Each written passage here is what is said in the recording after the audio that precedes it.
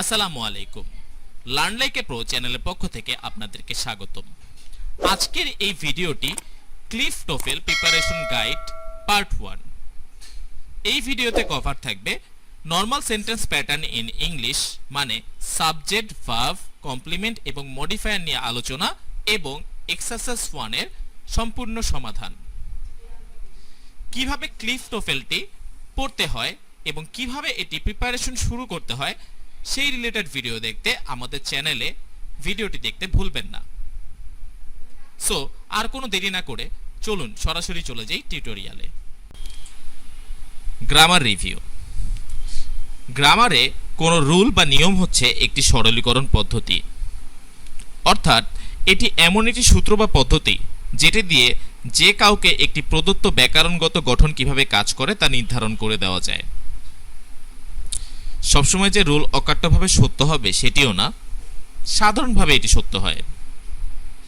So এই বইয়ের সাথে আপনার শোনা বা দেখা কোনো বইয়ের রুলে মিল না থাকলে উদ্বিগ্ন হবেন না। এই গাইডে প্রথম বন্ধনী দ্বারা ইন্ডিকেট করা হয়েছে রুলসটি কোন নিয়মে পড়বে। যদি কোনো কারণে অল্টারনেট অপশন ইন্ডিকেট করে তাহলে সেকেন্ড ব্র্যাকেট লাইক এই ব্র্যাকেট দিয়ে ইন্ডিকেট করা হয়েছে। চলে যাচ্ছি পরের অংশে, মেথড অফ স্টাডি। এখানে মেথড অফ স্টাডিতে যেটা বলা হয়েছে সেটা হচ্ছে সর্বপ্রথম আমরা কোনো গ্রামাটিক্যাল রুলস অগ্রগতির সর্বোত্তম পন্থা হচ্ছে সেই উদাহরণগুলো ভালোভাবে অধ্যয়ন করা। এরপরে প্রত্যেকটি সেকশনে এক একটি এক্সারসাইজ থাকবে, সেই এক্সারসাইজগুলো প্র্যাকটিস করা। তারপরে একটি টেস্ট থাকবে, সেই টেস্টটি গ্রুপ লেসনের মাধ্যমে ভালো করে সলভ করা। এটি হচ্ছে এই বইয়ের মেথড অফ স্টাডি। এরপরে চলে যাচ্ছি normal sentence pattern in English. Sentence pattern in ইংলিশে দেখা যাচ্ছে প্রথমে আছে সাবজেক্ট, তারপর আছে ভার্ব, তারপর আছে কমপ্লিমেন্ট, তারপর আছে মডিফায়ার। এই জিনিসটা আসলে কি? সাধারণত ইংলিশে নর্মাল সেন্টেন্স গঠিত হয় প্রথমে সাবজেক্ট, তারপরে ভার্ব, তারপরে কমপ্লিমেন্ট এবং এরপরে মডিফায়ার দিয়ে। এখন সাবজেক্ট, ভার্ব, কমপ্লিমেন্ট, মডিফায়ার এই জিনিসগুলা কি, এই জিনিসগুলোর ব্যাখ্যা আমরা একটু পরে ভিডিওতে বিস্তারিত আলোচনা করব। সাবজেক্ট।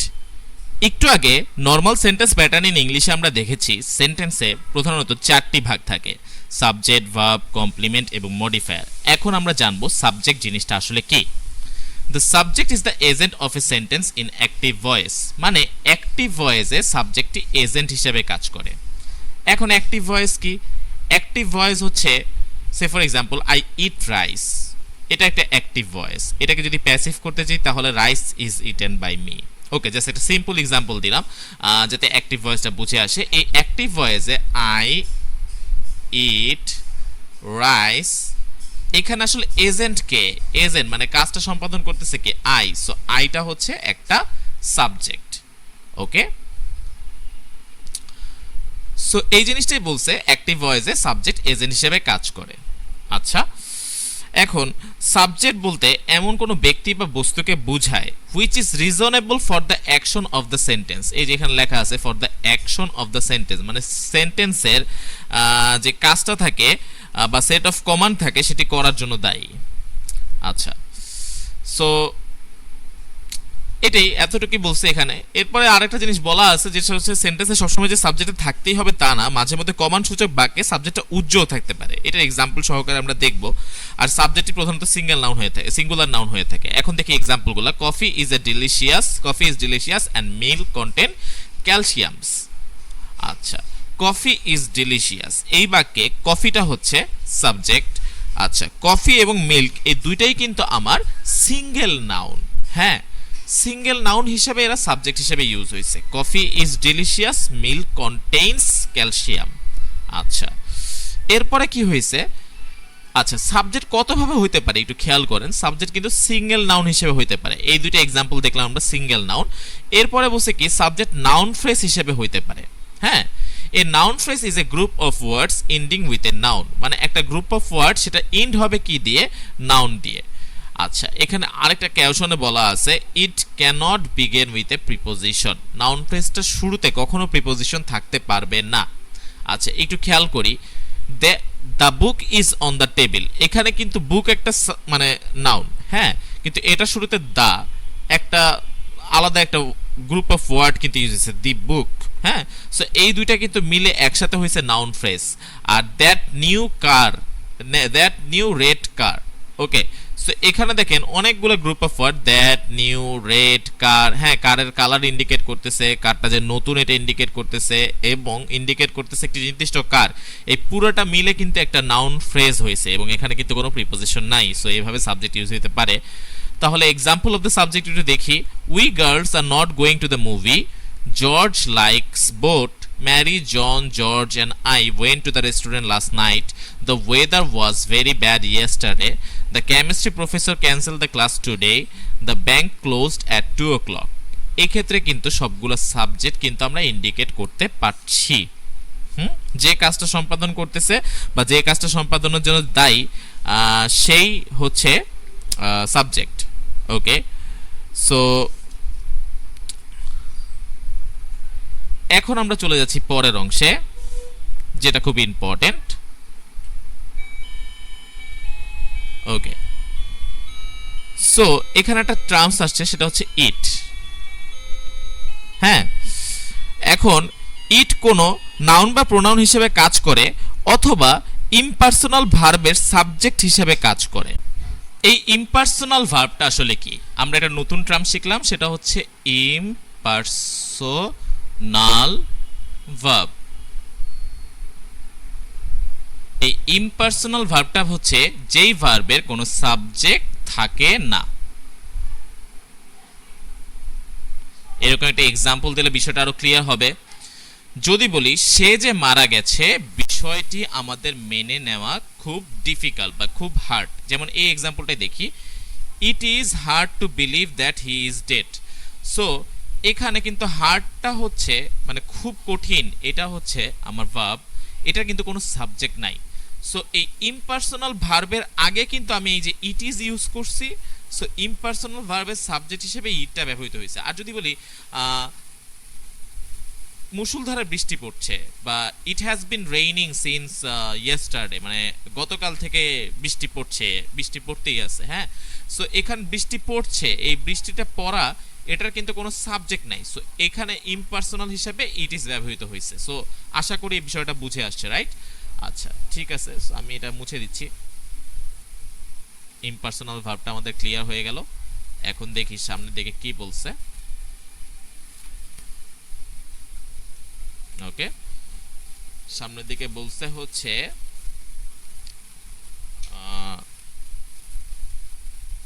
আচ্ছা, ইমপার্সোনাল ভার্বে সাবজেক্টিভ প্রোনাউনের জায়গায় হুবহু নাউন হিসেবে ব্যবহৃত হবে না, তবে ইডিওমিক এক্সপ্রেশনের অংশ হিসেবে ব্যবহৃত হতে পারে। ওই এক কথাই যে মানে প্রোনাউনের রিপ্লেসমেন্ট হিসাবে মানে এখানে ইট ব্যবহার করা হয়েছে, বাট এটা নাউন হিসেবে কাজ করবে, আর এটা ইডিওমিক এক্সপ্রেশন হিসেবে ব্যবহৃত হইতে পারে। আচ্ছা, এরপরে পরেরটাতে চলে আসছি। In some sentence the true subject doesn't appear in the normal subject position. There can act as a pseudo subject and treated like a subject when changing the order to the question. However, a true subject appears after the verb and the noun of the true subject controls the verb. আচ্ছা, বলছে কি যে কিছু সাবজেক্টে সাধারণত subject পজিশনে থাকে না, এখানে একটা সিউডো সাবজেক্ট হিসেবে কাজ করে, মানে একটা নকল সাবজেক্ট হিসেবে কাজ করে।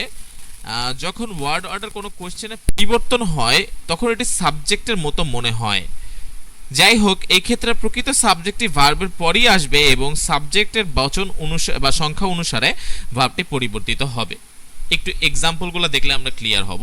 এত বড় জিনিস আমরা সহজে বুঝতে পারতেছি না, এক্সাম্পলগুলো দেখলে আসলে ক্লিয়ার হব। এক্সাম্পলগুলো একটু খেয়াল করি। There was a fire in that building last month. আচ্ছা, এখানে আসলে এ ফায়ারটাই হচ্ছে আমাদের এই বাক্যের সাবজেক্ট, কিন্তু একটু খেয়াল করে দেখেন তো ভাই, এই সাবজেক্টটা কি ভার্বের পরে আসছে না?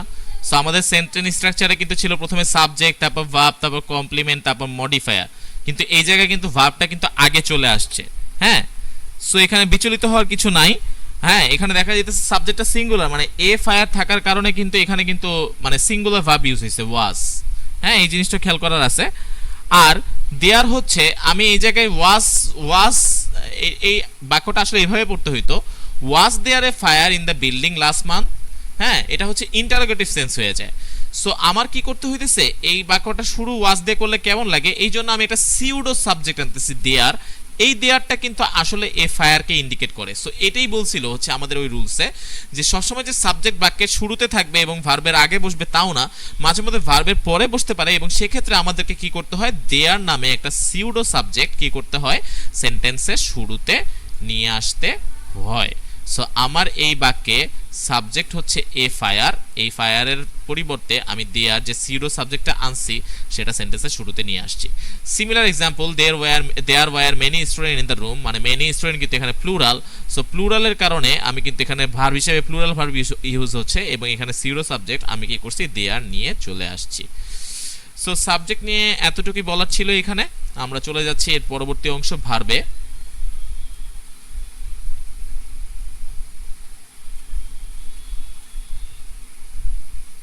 আচ্ছা,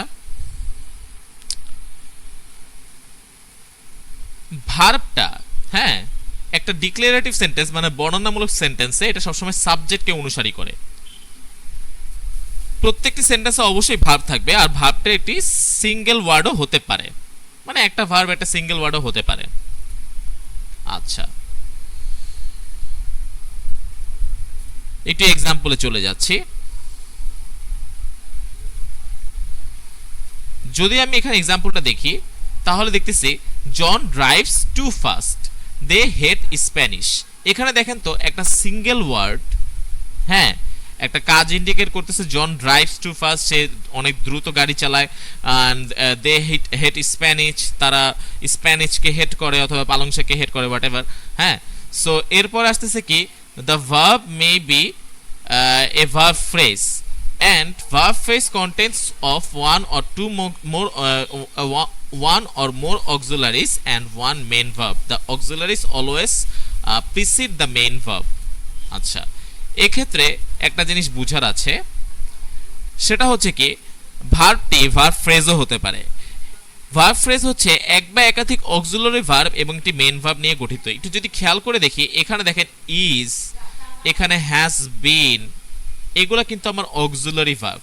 হ্যাঁ, বি ভার্ব, অক্সিলারি ভার্ব যেটাই বলেন না কিসের জন্য, am, is, are, was, were, have, has. হ্যাঁ, সো এগুলো হচ্ছে আমার অক্সিলারি ভার্ব। এরপরে কিন্তু একটা মেইন ভার্ব আছে, গোয়িং, রিডিং, এগুলো কিন্তু আমার মেইন ভার্ব। তার মানে এই দুইটা মিলে যে গঠিত হয় সেটা হচ্ছে ভার্ব ফ্রেজ। আর অক্সিলারি ভার্ব সবসময় মেইন ভার্বের আগে বসে, এতটুকু তো জানা। So John is going to Miami tomorrow. হ্যাঁ, এখানে অক্সিলারি হচ্ছে ইজ, এখানে ইজ হচ্ছে অক্সিলারি, আর গোয়িং হচ্ছে মেইন ভার্ব। ওকে, সো এখানে দেখেন অক্সিলারি ভার্বটা মেইন ভার্বের আগে বসছে। আচ্ছা, সো এই দুইটা এক্সাম্পল আমরা দেখলাম ভার্ব এবং ভার্ব ফ্রেজের। আরো কিছু এক্সাম্পল দেখি। She will go to the Boston next week, Jane is very tall, she must have gone to the bank, এখানে মাস্ট হ্যাভ গন হচ্ছে verb. Joe has gone home, has gone এটা একটা কাজ indicate করতেছে জোর দ্বারা, সেটা একটা verb. Mary is watching television, it was raining 6 o'clock last night, at 6 o'clock last night. So it was raining, এখানে was raining হচ্ছে verb। আমরা কিন্তু একটু জানতাম যে এই ভার্বের কোনো সাবজেক্ট নাই, এইজন্য সিউডো সাবজেক্ট হিসেবে কিন্তু এখানে আমার ইট আনা হয়েছে। ইট ভার্বের ইট সাবজেক্টের রুলসটা আমরা এখানে পড়ছি। সো আমরা সাবজেক্ট এবং ভার্ব সম্পর্কে মোটামুটি একটা আইডিয়া নিলাম। নেক্সট পার্টে আমরা চলে যাব কমপ্লিমেন্টে। চলে এলাম কমপ্লিমেন্টে। কমপ্লিমেন্ট জিনিসটা আসলে কি? কমপ্লিমেন্ট ভার্বকে পরিপূর্ণ করে, অর্থাৎ ক্রিয়ার কাজ সম্পূর্ণ করে। এটি সাবজেক্টের মতো নাউন এবং প্রোনাউন অথবা নাউন ফ্রেজ হয়ে থাকে। সেন্টেন্সে যদি কোনো অ্যাক্টিভ ভয়েস থাকে তাহলে কমপ্লিমেন্ট সাধারণত ভার্বের পরে বসে। অনেক কিছু বলে ফেললাম, রাইট? কমপ্লিমেন্টটা আসলে কিছুই না, এটা ভার্বকে কি করতেছে? পরিপূর্ণ করতেছে। চলেন একটা এক্সাম্পল দিয়ে জিনিসটা ক্লিয়ার হই। জন ব্রট এ কেক ইয়েস্টারডে। প্রথম এক্সাম্পলটা, জন ব্রট এ কেক ইয়েস্টারডে। আচ্ছা, এই ক্ষেত্রে গ্রুপ অফ অ্যাকশনের জন্য দায়ী কে? জন। সো সো এটা হচ্ছে আমার সাবজেক্ট, এবং যে কর্মটা সম্পাদন করছে সেটা হচ্ছে ব্রট, সো এটা হচ্ছে আমার ভার্ব। আচ্ছা, এখন যদি আমি ভার্বকে ওয়ার্ড দিয়ে কোশ্চেন করি, সর্বপ্রথম একটা জিনিস খেয়াল রাখবো, কমপ্লিমেন্ট শিখার, হ্যাঁ, ট্রিক্স, কমপ্লিমেন্ট চেনার সব থেকে বড় ট্রিক্স হচ্ছে আমার ভার্বকে কোশ্চেন করতে হবে হোয়াট মানে কি, অথবা হুম দিয়ে মানে কারা। এই দুইটা জিনিস দিয়ে কোশ্চেন করলেই আমরা কিন্তু কমপ্লিমেন্টটা পেয়ে যাই। চলেন পরের এক্সাম্পলটা দেখি। Jill was driving a new car. আচ্ছা, এখানে যদি আমি বলি জিল কি ড্রাইভ করছিল, মানে হোয়াট ওয়াজ জিল ড্রাইভিং, তাহলে কিন্তু আমরা পাচ্ছি এ কার ড্রাইভিং করতেছিল। সো এখানে এ কারটা হচ্ছে complement. He wants to drink some water, what does he wants to drink, আমরা যদি ওয়াট দিয়ে কোশ্চেন করি তাহলে কিন্তু সাম ওয়াটার আমাদের অ্যান্সারে দিচ্ছে, সো এটা হচ্ছে আমাদের কমপ্লিমেন্ট। আচ্ছা, she saw John at the movie last night. আচ্ছা, তাহলে এটাকে যদি আমরা প্রশ্ন করি, সে কাকে দেখেছিল, হুম মানে whom did she see at the movie, so এখানে আমাদের অ্যান্সার আসতেছে জন। সো জন হচ্ছে আমাদের এখানে কমপ্লিমেন্ট। এখানে কিন্তু মনে হতে পারে যে আচ্ছা জন তো নাউন, মানে জন তো নাউন, সো নাউন তো বেসিক্যালি সাবজেক্ট হিসেবে ইউজ হয়, কিন্তু না, আপনি কিন্তু ভার্বকে যদি আপনি কোশ্চেন করেন কি অথবা কারা দ্বারা, সো আপনি কিন্তু এখানে অ্যান্সার পাচ্ছেন কিন্তু ইসে, মানে লাইক জন। সো এখানে জন কিন্তু আপনার কমপ্লিমেন্ট হিসেবে ইউজ হচ্ছে। আচ্ছা, they called Mary yesterday. So এখানে আমাদের প্রশ্ন করি আমরা যে whom did they call yesterday. So আমরা এখানে প্রশ্ন করতেছি যে কাকে তারা কল করেছিল, সো অ্যান্সার আসতেছে ম্যারি। সো ম্যারি হচ্ছে আমাদের complement. He was smoking a cigarette, তার মানে সে কি খাচ্ছিল, আমরা যদি প্রশ্ন করি কি দিয়ে, তাহলে আমাদের অ্যান্সার আসতেছে এ সিগারেট। সো দ্যাট মিনস, আচ্ছা সিগারেট খাওয়া স্বাস্থ্যের জন্য ক্ষতিকর। সো এখানে আমাদের হোয়াট এবং হুম দিয়ে যদি আমরা প্রশ্ন করি, আচ্ছা এখানে আমি একটু ভুল বলছি, হুম মানে হচ্ছে কারা না, হুম মানে হচ্ছে কাকে, হ্যাঁ। সো হোয়াট এবং হুম দিয়ে কোশ্চেন করলে আমরা যেটা পাচ্ছি সেটা হচ্ছে কমপ্লিমেন্ট। সো একটা সেন্টেন্সে কমপ্লিমেন্ট চেনার উপায়টা আমরা কিন্তু বুঝে ফেললাম। চলে যাচ্ছি মডিফায়ারে। মডিফায়ার,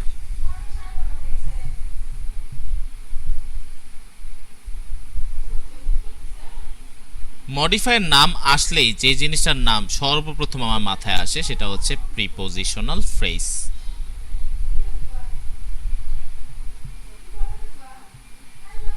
এই প্রিপোজিশনাল ফ্রেজ মানে কি, যেহেতু নামে একটা প্রিপোজিশন ভাব আছে, সো বাক্যের মানে প্রিপোজিশন ফ্রেজের শুরুতেই থাকবে প্রিপোজিশন এবং শেষে থাকবে একটা নাউন।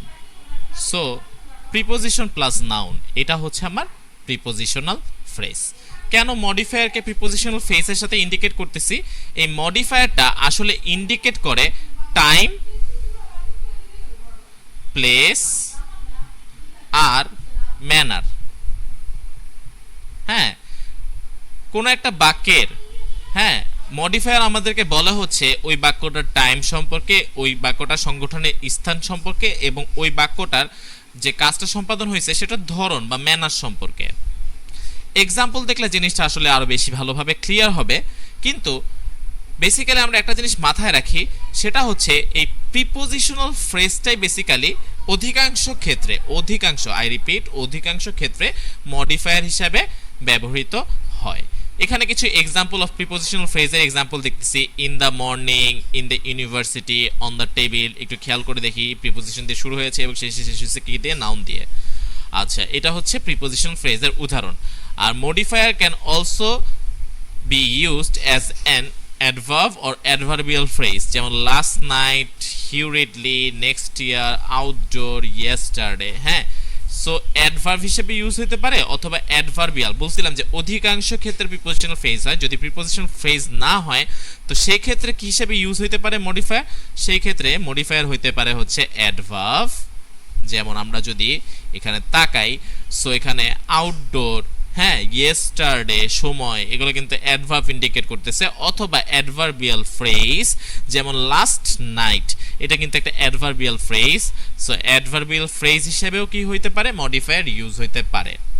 এখন আমরা দেখব উদাহরণের মাধ্যমে যে কিভাবে মডিফায়ার ইউজ। চলে এলাম এক্সাম্পলে। মডিফায়ার দিয়ে অ্যাকচুয়ালি কোনো কাজের ধরন, জায়গা বা সময়কে বোঝায়। দ্যাট মিন্স ধরন, জায়গা বা সময়। সো আমরা যদি কোনো একটি সেন্টেন্সকে when, where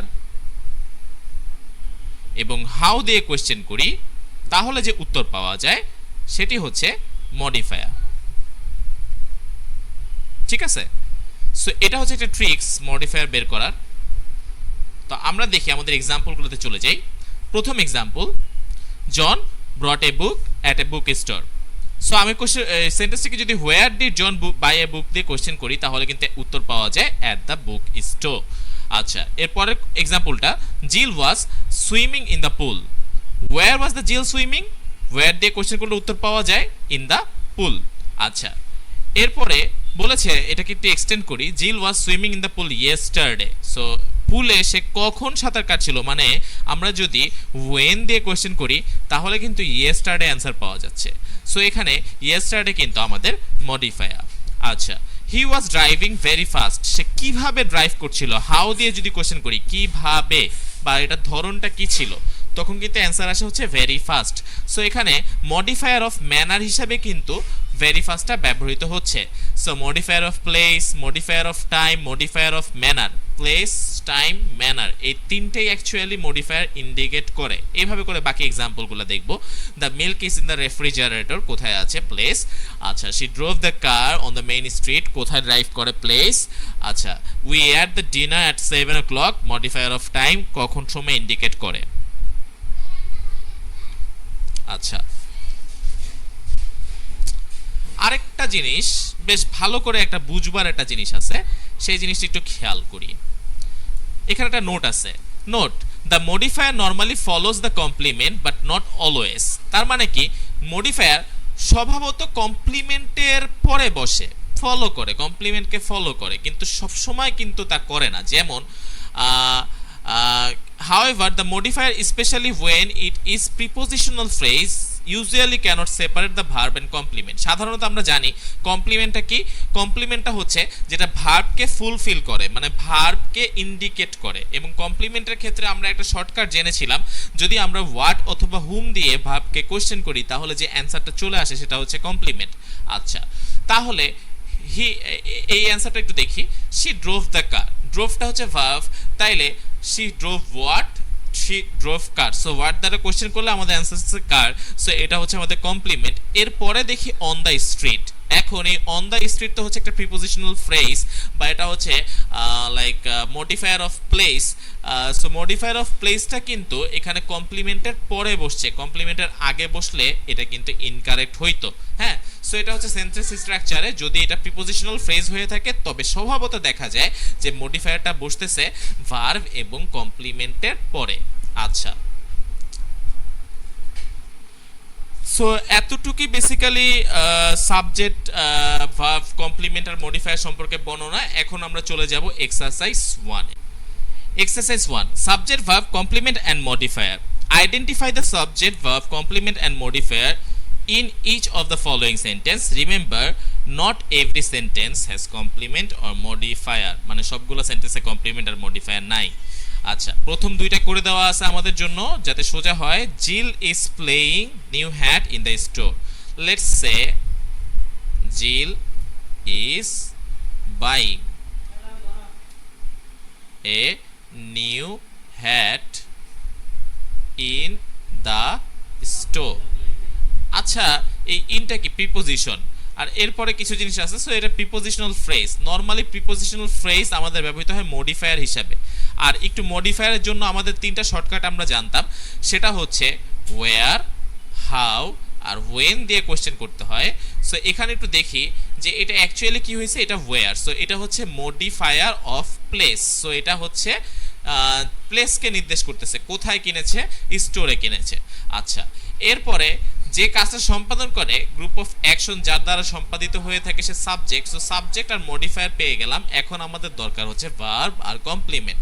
ভার্ব হচ্ছে যে কাজটা সে সম্পাদন করতেছে, এই ভার্বটা কি হইতে পারে? এই ভার্বটা অক্সিলারি ভার্বের সাথে, এখানে কিন্তু মানে auxiliary verb plus principal verb দুটোই আছে। সো এটা হচ্ছে আমার একটা ভার্ব, সে কিনছে। এখন কি কিনছে? হোয়াট এবং হাউ, হোয়াট এবং হুম, এই দুইটি দ্বারা হোয়াট এবং হুম, কি এবং কাকে দ্বারা প্রশ্ন করলে ভার্বকে আমরা কিন্তু যেটি পাই সেটা হচ্ছে কমপ্লিমেন্ট। সো কি কিনছে, এটা হচ্ছে এ নিউ হ্যাট। সো এটা হচ্ছে আমাদের কমপ্লিমেন্ট। সো এক্সারসাইজ 1-এ আমরা আইডেন্টিফাই করতে পারলাম। সেরকম করে এক্সারসাইজ 2-তে একটু দেখি। বেটি ইজ শপিং ডাউনটাউন। সো এখানে কাজটা সম্পাদন করতেছে বেটি, সো দ্যাটস এটা সাবজেক্ট। ইজ শপিং এটা হচ্ছে ভার্ব, কেননা এই কাজটা কমপ্লিট করছে, এবং ডাউনটাউন হচ্ছে ওয়্যার। সো ওয়্যার দ্বারা আমরা কোশ্চেন করলে পাই হচ্ছে মডিফায়ার। সো এটা হচ্ছে মডিফায়ার অফ প্লেস। চলে যাচ্ছি নেক্সট এক্সাম্পল গুলোতে। আমরা চলে যাচ্ছি আমাদের এক্সারসাইজ 1-এর 10টি সলভ কোশ্চেনে। George is cooking dinner tonight. আচ্ছা, এক্ষেত্রে আমরা দেখতেছি 1 নাম্বার সেন্টেন্সে জর্জ কাজটা সম্পাদন করতেছে। সো দ্যাটস ওয়াই এটি সাবজেক্ট। ইজ কুকিং হচ্ছে আমাদের ভার্ব, আচ্ছা, এবং আমরা দেখতেছি লাস্ট নাইট। সো এই লাস্ট নাইট হচ্ছে একটা অ্যাডভার্বিয়াল ফ্রেজ। সো এটা হচ্ছে আমাদের মডিফায়ার হিসেবে ইউজ হইতেছে লাস্ট নাইট। আচ্ছা, লাস্ট নাইট হচ্ছে মডিফায়ার হিসেবে ইউজ হইতেছে, এবং ডিনার, সো সে কি রান্না করতেছে, এটা হচ্ছে কমপ্লিমেন্ট হিসেবে আমাদের ইউজ হইতেছে। সো ডিনার হচ্ছে আমাদের কমপ্লিমেন্ট। ওকে, আচ্ছা, এর পরেরটাতে চলে আসতেছি। Henry and Marcia have visited the president. আচ্ছা, হেনরি অ্যান্ড মার্শিয়া এটা হচ্ছে আমাদের সাবজেক্ট, হ্যাভ ভিজিটেড হচ্ছে আমাদের ভার্ব, এবং এটি হচ্ছে কাকে ভিজিট করেছে। সো আমরা দেখতেছি হচ্ছে আমরা যদি কোশ্চেন করি যে আমরা কমপ্লিমেন্ট পেতে গেলে আমাদেরকে কোশ্চেন করতে কি হয়? আমাদের কোশ্চেন করতে হয় হোয়াট অথবা হুম। সো এই হুম দিয়ে কিন্তু কাকে ইন্ডিকেট করে? কাকে ভিজিট করতেছে? দ্য প্রেসিডেন্টকে ভিজিট করতেছে। সো এই বাক্যে কোনো মডিফায়ার নাই, এই বাক্যে হুম হচ্ছে, হুম দিয়ে প্রশ্ন করলে দ্য প্রেসিডেন্ট অ্যান্সার পাওয়া যায়। সো দ্য প্রেসিডেন্ট হচ্ছে আমাদের কমপ্লিমেন্ট। আচ্ছা, 3 নম্বরে চলে যাচ্ছি। We can it lunch in the restaurant today. আচ্ছা, টুডে দিয়ে বুঝাইতেছে হচ্ছে সময় বুঝাইতেছে। সো দ্যাটস ওয়াই এটা টাইম ইন্ডিকেট করতেছে। সো এটা একটা হচ্ছে আমাদের মডিফায়ার। আচ্ছা, উই হচ্ছে আমরা কাজটা সম্পাদন করতেছে। সো দ্যাটস ওয়াই উই হচ্ছে সাবজেক্ট। আর ক্যান ইট এটা একটা ভার্ব ফ্রেজ, কেননা এখানে হচ্ছে আমাদের একটা ভার্ব ফ্রেজ ইউজ হচ্ছে, ক্যান ফ্রেজাল ভার্ব, ক্যান ইট। আচ্ছা, এরপরে হচ্ছে লাঞ্চ ইন দ্য রেস্টুরেন্ট। আচ্ছা, কি খাচ্ছি, এখানে লাঞ্চটা কিন্তু কি এবং ওয়ার্ড দ্বারা কোশ্চেন করলে পাওয়া যাচ্ছে। সো লাঞ্চটা হচ্ছে আমাদের কমপ্লিমেন্ট। আর ইন দ্য রেস্টুরেন্ট কিন্তু প্লেস ইন্ডিকেট করতেছে। সো এটা হচ্ছে মডিফায়ার অফ প্লেস, আর টুডে হচ্ছে মডিফায়ার অফ টাইম। সো এই বাক্যে মডিফায়ার হচ্ছে 2টা। আচ্ছা, 4 নাম্বার এক্সাম্পলে চলে যাচ্ছি। হ্যাঁ, এগুলো জাস্ট নোট ডাউন করবো খাতার ভিতরে অথবা বইয়ের ভিতরে, আমি জাস্ট ডিটেলসে লিখতেছি না, ভিডিও সাইজ খুব বড় হয়ে যাবে। আচ্ছা, 4 নাম্বারটা হচ্ছে Pat should have brought gasoline yesterday. আচ্ছা, এখানে প্যাট জিনিসটা কমপ্লিট করতেছে। সো এটা হচ্ছে সাবজেক্ট। শুড হ্যাভটা হচ্ছে আমার ভার্ব, শুড হ্যাভ ব্রট এই পুরোটা হচ্ছে আমার ভার্ব। আচ্ছা, কি কিনছে? ওয়ার্ড দ্বারা কোশ্চেন করলে আমরা পাচ্ছি হচ্ছে গ্যাসোলিন। সো গ্যাসোলিন হচ্ছে আমাদের কমপ্লিমেন্ট, আর ইয়েস্টারডে হচ্ছে modifier of time. So that's why এটা হচ্ছে আমাদের মডিফায়ার। সো এই বাক্যে 4টাই আছে। আচ্ছা, 5 নম্বর এক্সাম্পলটাতে একটু খেয়াল করি। Tree gross. আচ্ছা, ট্রি এটা গ্রো করতেছে। সো দ্যাটস ওয়াই এটা কিন্তু সাবজেক্ট, আর গ্রো এটা হচ্ছে ভার্ব। এই বাক্যে কিন্তু কোনো কমপ্লিমেন্ট এবং মডিফায়ার এগুলা কিন্তু কিছুই নাই। আচ্ছা, এর পরের এক্সাম্পলে চলে যাচ্ছি।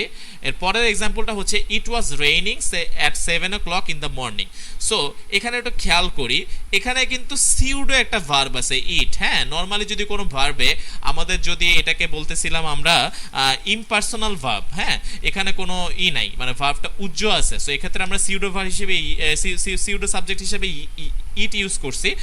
সো সিউডো সাবজেক্ট হিসেবে এখানে ইট ইউজ হয়। এখানে ইট হচ্ছে আমাদের সাবজেক্ট। ওয়াজ রেইনিং এটা হচ্ছে ভার্ব।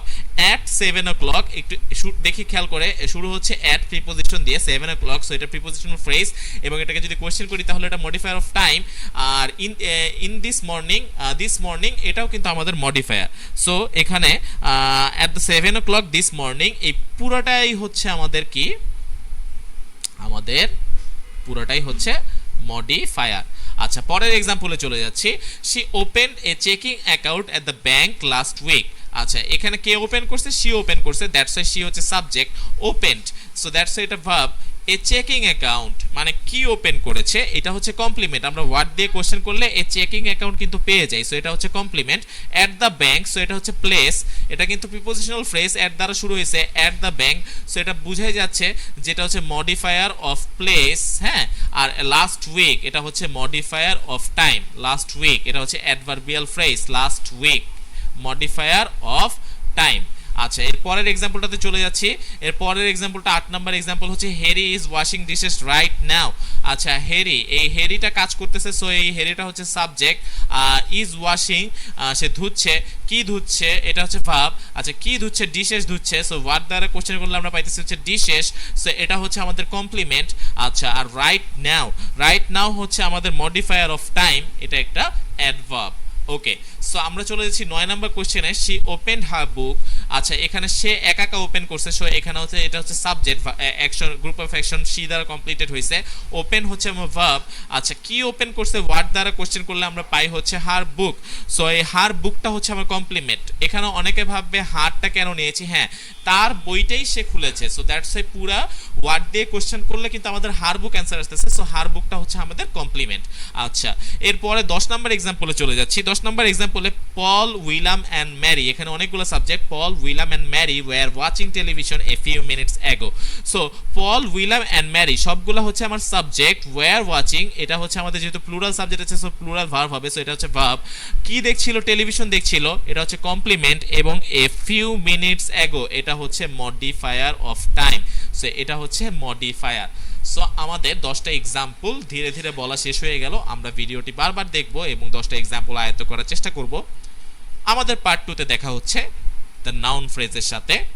ততদিন পর্যন্ত সাথে থাকুন এবং পড়তে থাকুন। আজকের মতো এখানে বিদায় নিচ্ছি। লাইক, কমেন্ট এবং সাবস্ক্রাইব করতে ভুলবেন না এবং চ্যানেলটির সাথে থাকুন, এবং পার্ট 2তে দেখা হচ্ছে আবারও আপনাদের সাথে।